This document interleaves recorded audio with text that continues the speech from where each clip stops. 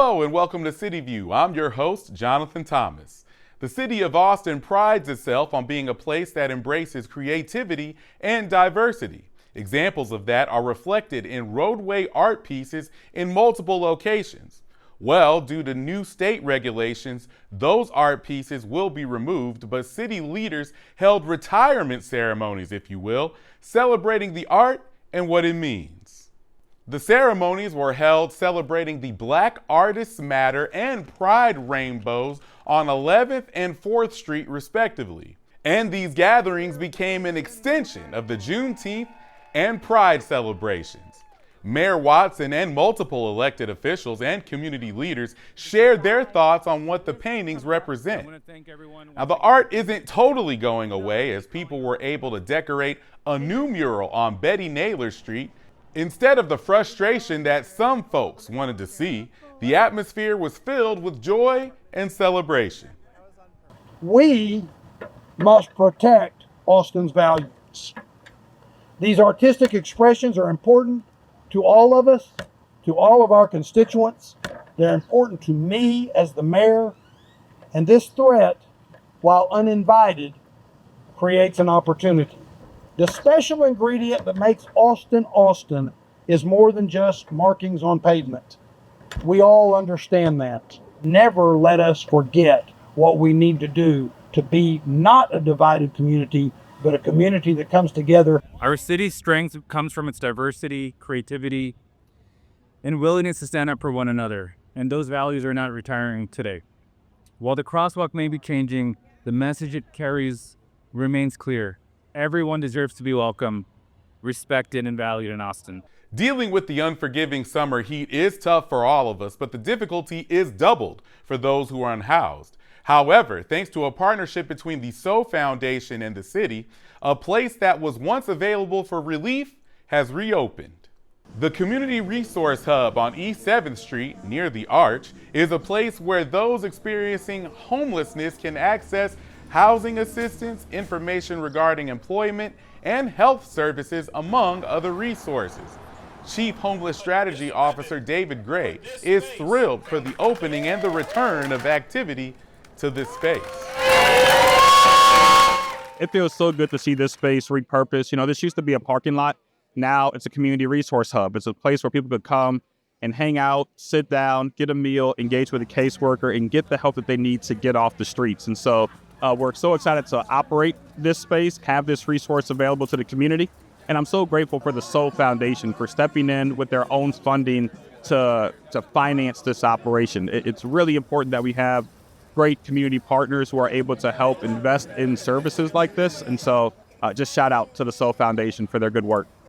The extreme temperatures of the summer not only can take a toll on you physically, they can certainly take a toll on the power network, otherwise known as the grid.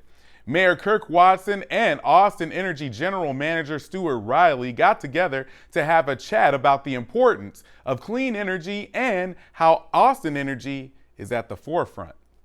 So Stuart, I'm very proud of Austin Energy and what it's done in terms of being a green leader, not just in Texas, but in the country.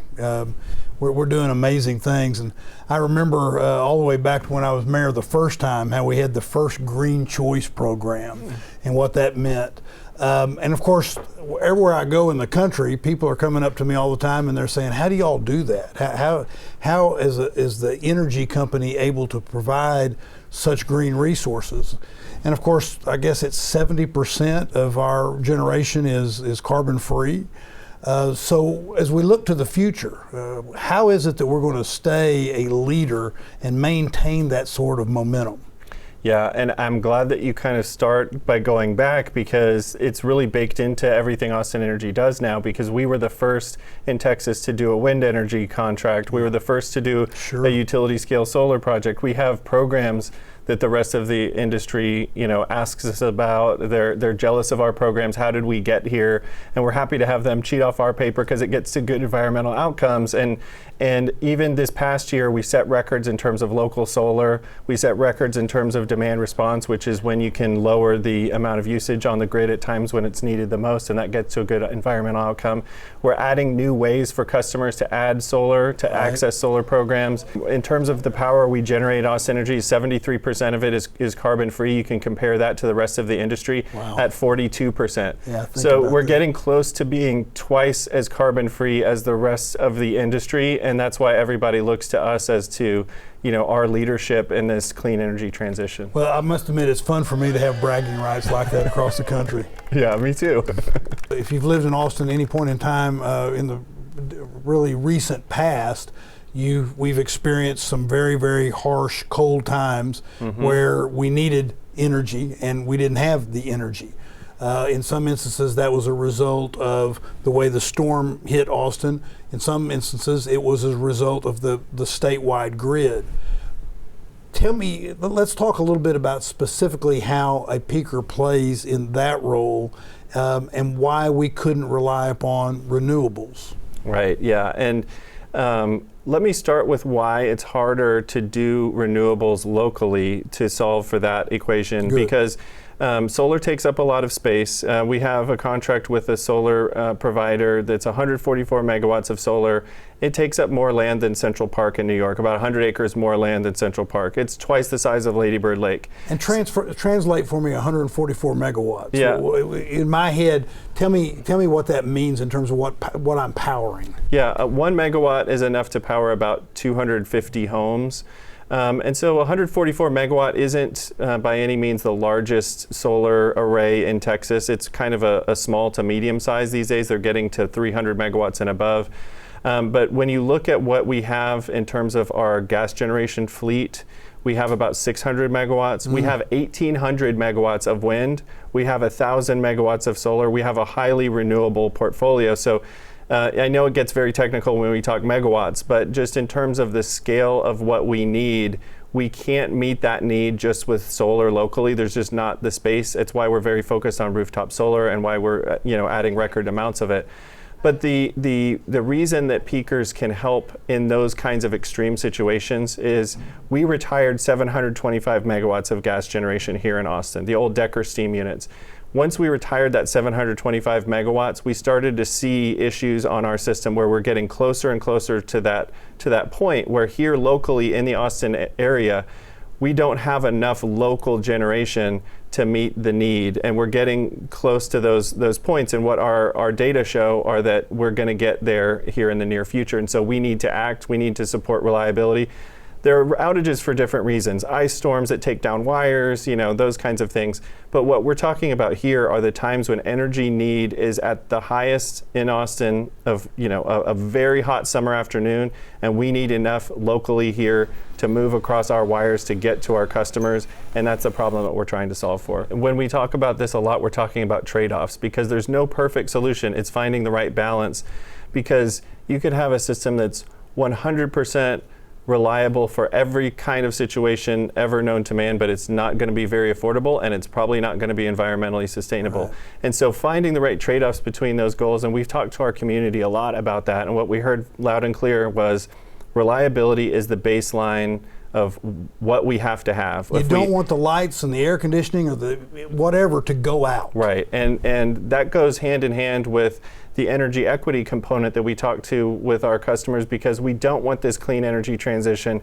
to leave vulnerable customers behind because reliability... Tell me about that. Who are we talking about? Well, when we talk about reliability for our medically vulnerable customers or our low-income customers, reliability can be a social justice issue because if you don't have the means to refill your refrigerator the next day after a power outage, it could take those customers weeks to be able to do so. And so thinking about environmental sustainability, and we feel that is a social justice issue and is a very important issue, but we also need to understand that we can't leave these customers behind who depend on us for medical devices, to manage their keeping their food from perishing. So all of this is seen by our customers as kind of the baseline fundamental issue upon which we can build for our renewable future. And I understand that. As I have described it, I've heard it described that it needs to be a three-legged stool. But the difficulty with the three-legged stool is you always think of it as they all need to be equal. It's not the balance you're talking about, because under those circumstances, the only way to have a balanced stool is to have them all the same size. But that may not always work in what we're attempting to achieve here. So I've always likened it to a really good Tito's vodka martini. Vodka, vermouth, and then olives or a twist. So you have those three components, and then we balance it so that we really can enjoy it, and it makes a difference in the way we enjoy that drink. Yeah, and you know, the Austin Energy version of that is the 73% carbon free that everybody else is envious of. So I think it's finding the right mix, and that's the mix that's worked for our community, and that mix is just going to get even more environmentally sustainable going forward. I've made myself thirsty. Interesting stuff. Now, the Emma S. Barrientos Mexican American Cultural Center is the centerpiece for the celebration of the creativity, history, and legacy of Austin's Mexican American community. Until this summer, the facility was closed due to much-needed renovation. Now, it's back and better than ever. And here is an inside look at the facility after receiving a wonderful facelift. After being closed for 3.5 years, the Emma S. Barrientos Mexican American Cultural Center is back in the spotlight as the facility reopened this summer. It's going to be such a momentous occasion to be able to bring people back to the MAC, right? For like the last 3.5 years, people have been following closely the project, and so I know that there's a lot of excitement about being able to come back to this space. This has been a place where Mexican American culture and heritage has been celebrated since 2007.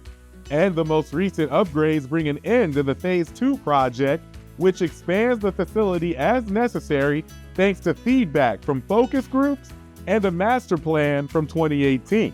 We also really listened to the practical needs of the building. So we were able to do engagement with folks that said, we need more flexible spaces. We need classrooms for kids that actually have kid-sized furniture. The idea is that each space can be used for a multitude of different things. Every space has been thought out with the idea that we can have multi-generational, multimedia types of programs, and there's going to be a little bit of something for everybody. So that's something that is super exciting and inspiring. And most importantly, it's a place for members of the community to see themselves. It's really important because the City of Austin has dedicated this space to be able to come and celebrate Mexican American, Latin culture. And so it's important to have spaces like this for community artists and for the community to be able to come and learn and experience all of the activities that the MAC has to offer, and just have a place to celebrate. That's really what is important. We really want people to feel welcome and to see themselves here and to be able to imagine kind of a program and pitch it to us and see that through. Just being able to experience all of these different parts of the city all here at the MAC is really cool. And the MAC came back in style with a grand celebration.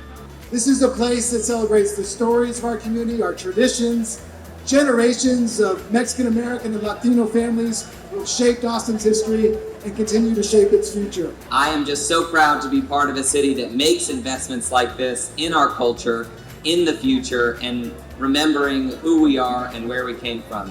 It's 1965 when Richard Moya, John Trevino, and I started working together on the East Side. We could not even dream of a Mexican American cultural center. But look how this dream has come through. Transparency in government is not only important, but necessary. The Austin Police Oversight Department is dedicated to working with the community to enhance accountability and teamwork in order to make Austin the best place it can be for everyone. APO's Community Engagement Specialist Cooper Thompson joined us to give insight into how the department works, as well as a valuable new tool that just launched regarding officer-involved shootings. If you're not familiar with Austin Police Oversight, we are separate and independent from the Austin Police Department. Our mission is to provide impartial oversight of the Austin Police Department's conduct, practices, and policies to enhance accountability, increase transparency, and create sustainable partnerships throughout the community. It's been our biggest year yet at Austin Police Oversight. We launched our mediation program back in January. We launched our officer-involved shooting dashboard a few months ago. This summer, we're rolling out the revamped version of our Know Your Rights program. We have our APO Expo coming up at the end of September, and we've got even more things on the way as we head into our 25th anniversary next year. Every day, people in our community find themselves in situations where they're unsure what to do, what to say, and what their rights actually are. Whether doing a traffic stop or an encounter on the street or something more serious, that uncertainty creates fear. And fear left unaddressed erodes the trust between residents and the very institutions meant to serve them. We at Austin Police Oversight believe that knowledge is not only power, but it's also protection. Know Your Rights is a program that APO has offered since 2019, but with all of our changes in laws and policies, we decided to take another look at it, revamp it. Starting early this year, we did a lot of focus groups with community members to really help community co-create these materials with us. And so we have a new site with all of our information about what to do in situations like traffic stops or public events and encounters, and have some downloadable resources and printable resources so that way people can take it with them. In our focus groups, we ask community members sort of what their biggest concerns were about knowing their rights when interacting with officers. And they were really leading us in identifying those situations like traffic stops, like any sort of public event where they just might be out and around. And so just from those concerns, we really crafted our materials around that. And then as we developed more and more of those materials, taking it back to community in some more focus groups to get their input on things that we should add, things that we should tailor more to specific experiences. The new dashboard is a centralized interactive platform. Instead of reviewing data from multiple reports, everything is integrated into one place. Users can quickly explore incidents and identify patterns and generate insights. This is a part of our overall commitment to transparency and accountability and improved oversight. In the past, we've done a traditional report around those, but we found that community members were really wanting to be able to get more information in different modes than that traditional report. And so it's when we developed the dashboard to help community members get the information just in different ways and in more accessible ways than just a traditional report. And looking at some of our peer offices around the country had similar dashboards. And so we were able to take some inspiration there and develop a really great project. Our policy and research team did some really incredible work putting it together and getting all of the information from 2018 up through this year as we continue to update it just as information becomes available to us. And it's been really great. We got a lot of great community feedback during our testing phase, and sort of as it continues to develop, I know we'll go back to community to get further input as we continue to make this a real living service that APO offers.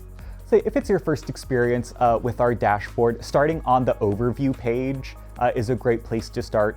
It'll show you our active map of all of the incidents. That lets you click through to a specific incident. It also lets you filter by year, city council district, zip code, APD sector, and gives you just a good overview of sort of the broad strokes of information that we have. Then I also think it's great for people to go to the narratives. We spent a lot of time on those incident narratives, making sure that we got them as accurate and reflective as we could. And then I also think that the officer and subject insights pages provide a lot of great information about sort of what it looks like when officers and community members get involved.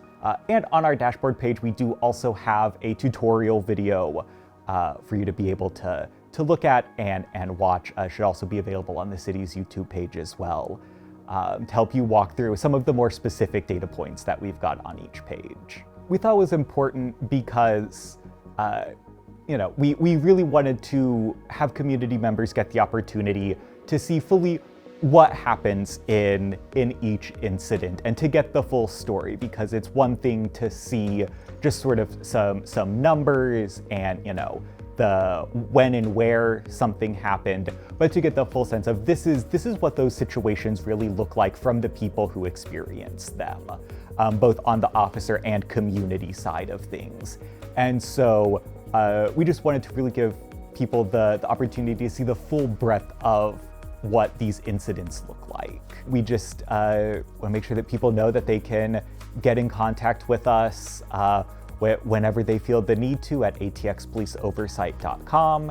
And for feedback on the Know Your Rights program, the dashboard, anything else you see us doing out in the community, you can always let us know. opio.outreach@austintexas.gov. That's the email we check pretty regularly for public input and feedback. Well, that does it for this edition of CityView. Stay in the loop with all the latest happenings around Austin by visiting atxn.tv, subscribing to our YouTube channel at atxn.tv, or heading to austintexas.gov. I'm Jonathan Thomas. Thanks for watching. Take care and stay safe, Austin.